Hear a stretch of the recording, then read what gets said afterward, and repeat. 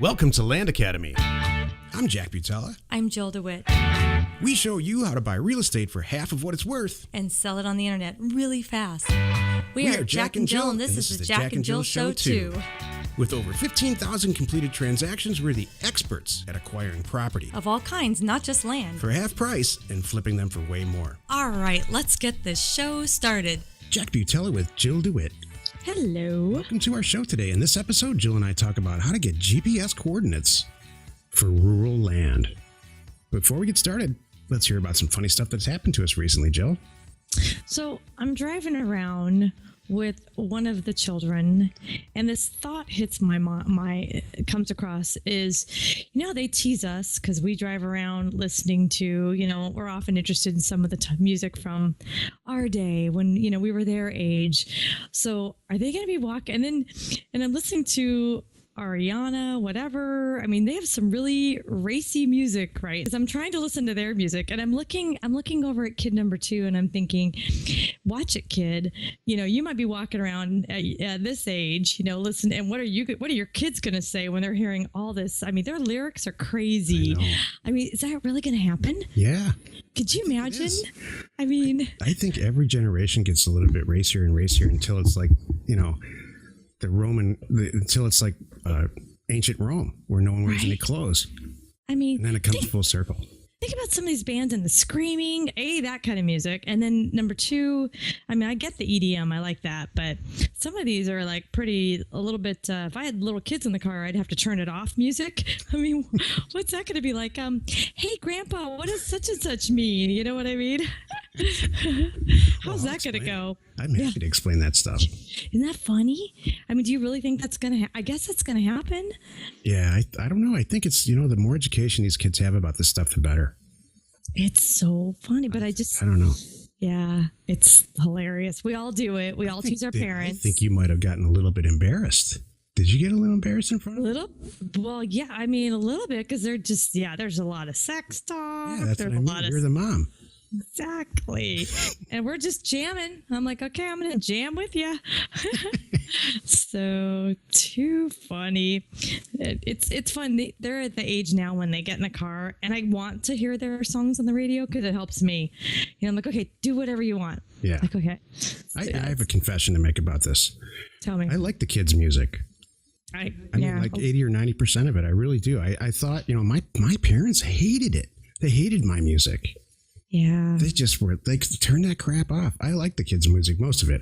Some of the really disrespectful rap, I can't go there, but that's the ones that I'm like, Is that what you're listening to today? Little bit. Yeah. The kid number 1 music all day long. Love it. She helps me. And kid number 3 is pretty good. He gets a little out there, but kid number 2, I don't know. With the 3 kids, that's how everything is. Number 3, yep. Number 2, I don't know. Yeah, that's life. Let's take a question posted by one of our members on successplant.com, our free online community. Okay. Luke asked, I have 2 properties next to each other. One is on the road, the other is not. The road one sold right away. I want to add onto the deed an easement to the back lot.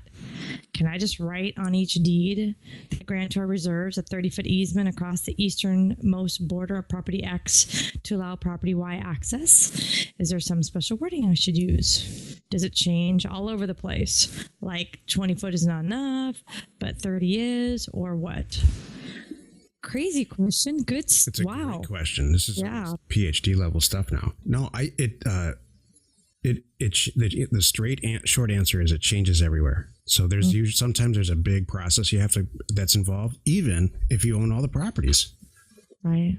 So check with the planning and zoning, and it's probably, chances are, if you own all the properties, they're going to fill in some forms. I really hope they don't make you do a survey. That's what I was thinking. Once you pick up the phone, you call the zoning people and you want to make some changes, it could get expensive and time consuming. And now you got 6 people involved that have to sign off on it. And it's just you wanting to allow one guy to drive past it. I've done a bunch of these. I've never seen it where you just write it in the description. I've never seen an easement in a description. So, but that's not to say wherever you're doing it, Luke. that's not the case. So it all starts with that question of planning and zoning. Mm-hmm. In that county, because you're right. Does it change all over the place? Yeah. Everybody's different.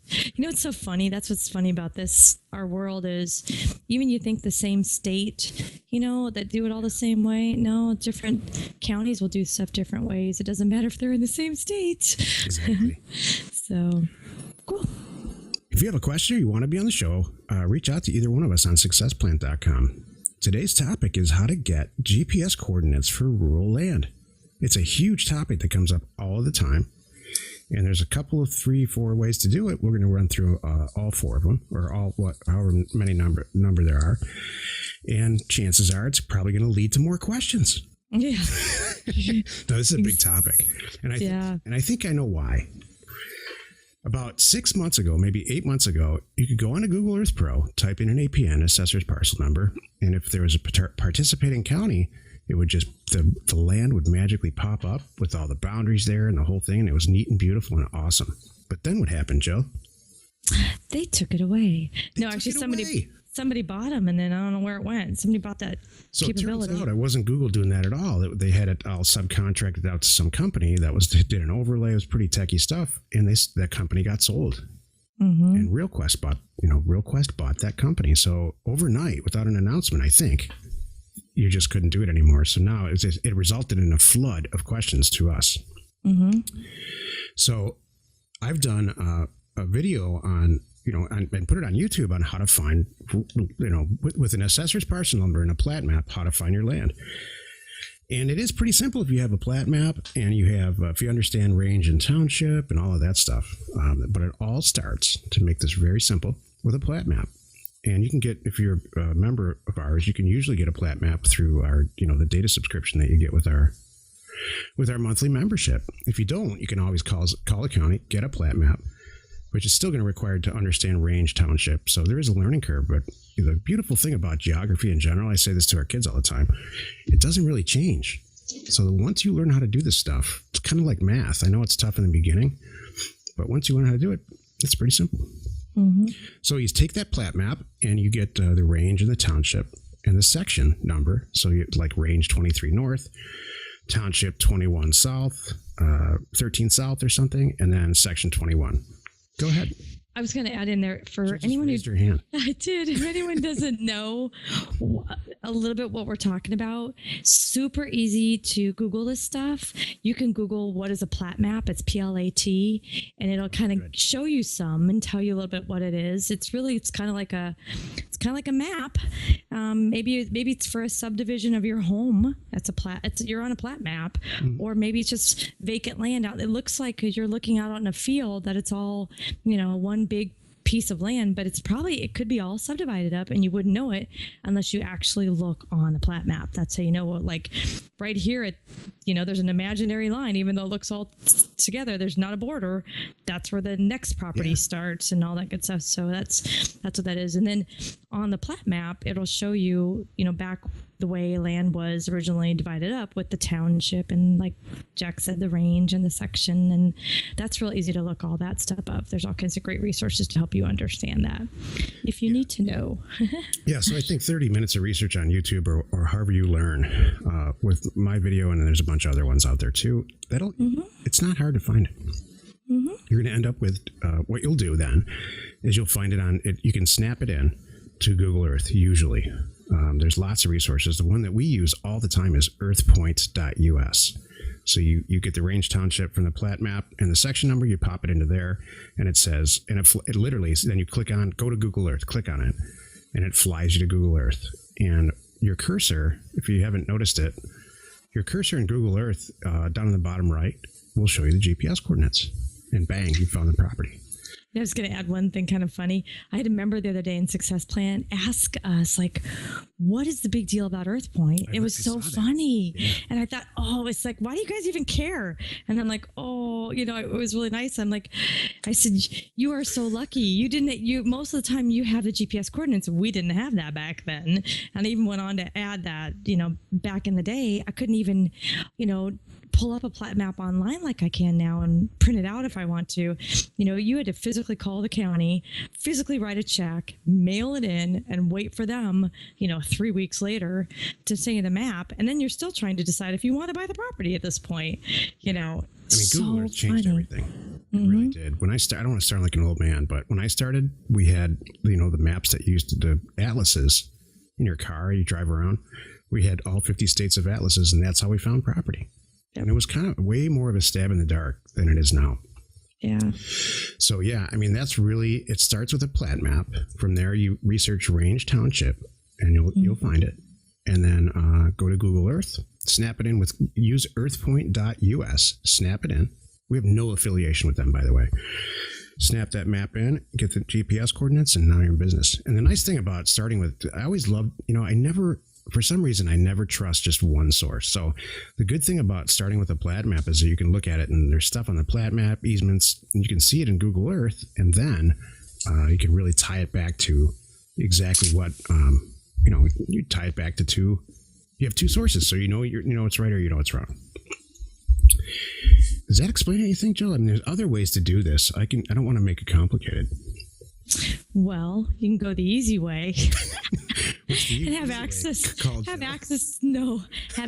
the data. You can look it up yourself. Oh, you mean our subscription? I don't want to sound like a salesperson here, but yeah. Let's just be honest. There are companies out there. Let's just say there's companies out there that provide GPS coordinates along with detailed property reports, and that's that's my number one way. Exactly. Well said. Thanks. Join us in another episode where Jack and Jill discuss how to use information, that's me, and inspiration, that's me, to get just about anything you want. We use it every day to buy property for half of what it's worth and sell it immediately. You are not alone in your real estate ambition. So you're back in California now. Yep. And it's hot. Oh my God. I just took a screenshot. I was going to send it to you, that it shows the high today for me in California at the beach, 97. Oh my gosh, that is the high for you, 89. Yeah. What is up with that? I'm in Arizona, in Scottsdale. We have had perfect weather. It's been picture perfect, I think. I'm going to jinx it, but I think the weather's, it finally broke. That's what I heard the other day. There was a hurricane that came up. By the time it hit land, it was fine. It was just tropical storms, but man, it cooled this whole state off in a big, big, big way, and got a lot of the rainfall measurement stuff out of the way. So I hope that happened in California. Actually, California needed rain more than the desert did. If it did, I wasn't here.